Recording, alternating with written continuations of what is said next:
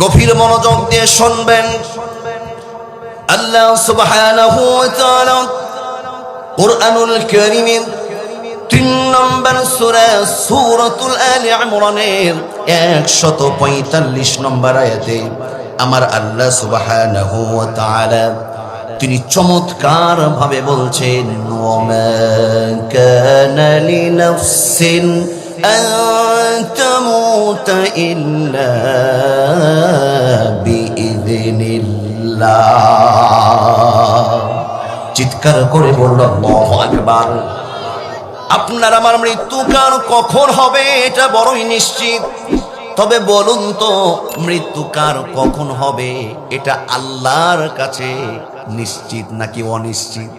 আল্লাহর তো জানেন, ওমা কানা লিনাফসিন আন তামুতা ইল্লা বিইذনিল্লাহ।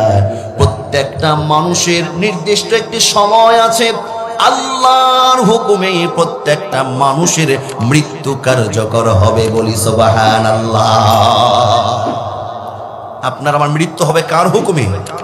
আরো আওয়াজ দিয়ে বলুন, কার হুকুমে? পৃথিবীর সূচনা লগ্ন থেকে হযরতে বাবা আদম আলাইহিস সালাম থেকে শুরু করে আজও পর্যন্ত, এমনকি কিয়ামত পর্যন্ত যত মানুষ পৃথিবীর বুকে আগমন করেছিলেন বা করবেন, দরদির আমার এই পৃথিবীতে যত ভালো মানুষ পৃথিবীতে এসেছে এবং যত খারাপ মানুষ পৃথিবীতে এসেছে, প্রত্যেককেই একটা নির্দিষ্ট সময় অতিবাহিত করে দুনিয়ার পরীক্ষার সময়টা ইতি টেনে কবরের পথে পাড়ি জামিয়েছে। কথা বলুন ঠিক না ব্যাঠি?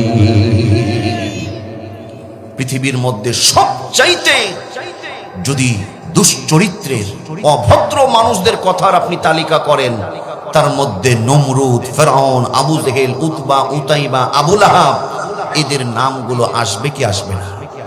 এই সমস্ত ভণ্ডগুলো, এই সমস্ত কাফের বেঈমানগুলো, আচ্ছা বলুন তো, এত শক্তি ছিল, এত বাহাদুরি ছিল, এত ক্ষমতা ছিল, তারা কি দুনিয়াতে আছে?